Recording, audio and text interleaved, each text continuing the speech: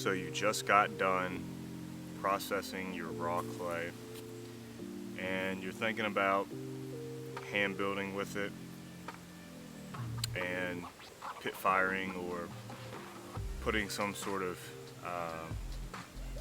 dynamic heat to it. If you're going to do that, dynamic heat like a flame or large fluctuations in temperatures, you want to temper your clay. So how do you temper your clay? Well, you can use grog, which is just finely broken clay pieces that have already been fired, which will leave you almost like a heat resistant, not really heat resistant, it still absorbs heat, but it's not going to act in the same way as wet clay is. So this hasn't been fired, it's just been processed, and I want to make sure when I fire it that it's not going to crack due to thermal shock, and this is where grog comes in. So to find a good balance, everything that I've read, you want to have about 20% of your clay body that you're working with, you want 20% of it to be tempered. If you'd like to learn more about clay in general, different tips, tricks, techniques on how to hand build or how to throw on the wheel, and just art in general, then I encourage you to go check out my channel, higherperspective.art. It has hours of content, step-by-step guides and videos that go through how to pretty much do anything that you want to do with clay. I also just opened up a gold membership, and right now it is free to the public to sign up for, and you'll get gold membership access, which has content that is exclusive for members only. This is going to be a limited time offer, so please check it out and go sign up. Thanks. So an easy way to do that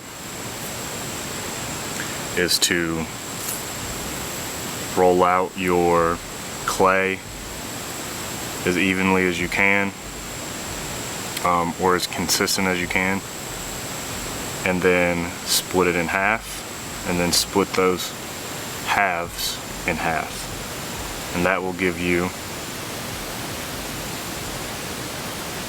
4 sections.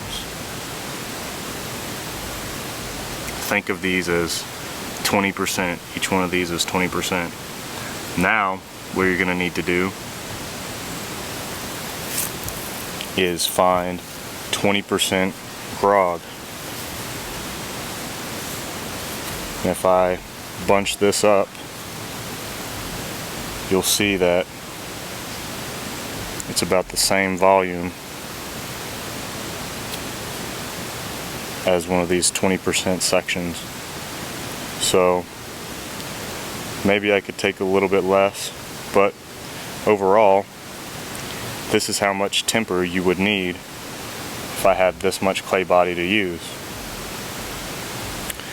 And one of the easiest ways to mix this is to wedge it in.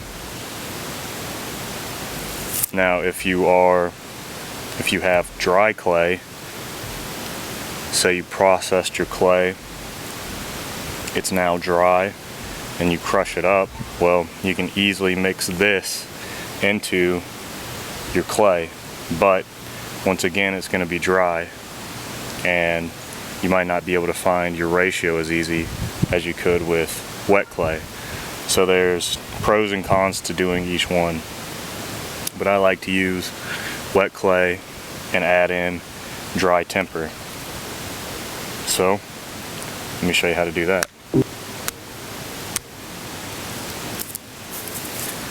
Now you can use sand or you can use grog. Sand that is pure silica sand is what you're going to look for. You don't want soil. Soil holds a lot of other contaminants like organic materials. This would be soil. You don't want soil for temper. What you want is sand.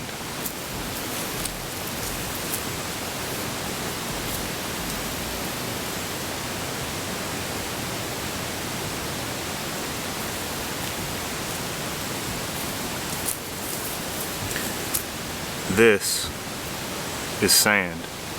There are some organic materials in here which can be easily sifted out. So if you really want some fine sand and you want to work with a clay body that is not rough in texture as you're working with it, I would suggest using a sieve or some other sort of sifter so that you can get as small of a grain as you want. And that's the same with this grog too. Obviously you can see that there are some bigger parts in here that would need to be smashed up, but overall this can still be used and it can still be workable. You just need to mix it thoroughly into your clay body. So I am going to show you guys how to mix this, and usually I'll just put like the grog or the temper, sand or grog, it doesn't really matter. I'll put the temper on a flat area. I'll make sure that my clay body is nice and wet, and I'll just wedge the temper into my clay body. And you may have to add water periodically to this to get it to mix in easier, but it will mix in. You just need to have a little bit of patience. Alright, so I've got some water here. I would suggest using a spray bottle. All mine are inside right now. It's okay.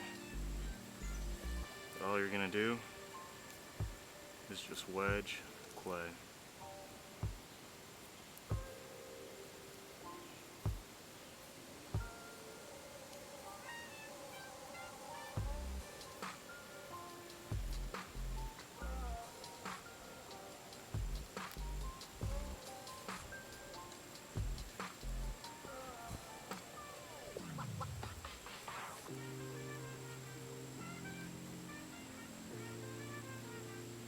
Now, your clay body may already have enough temper in it, but you won't know until you fire it. So if you got your clay from a riverbank that you think already had a lot of sand in it, or if you found a clay hole somewhere where you think it's really gritty, it feels really gritty as you push into it, or if it has a lot of mica flakes like this one already does, then you may not need to temper it. And I didn't need to temper this clay, but I just wanted to show you guys for educational purposes how to add temper to the clay body. This clay already has a lot of mica and it already has a lot of sand in it, but grog can be crushed up easier than sand or stone or any sort of silica. This grog can already be crushed up into a finer powder, and really the only thing I would need to do is wedge it into the clay.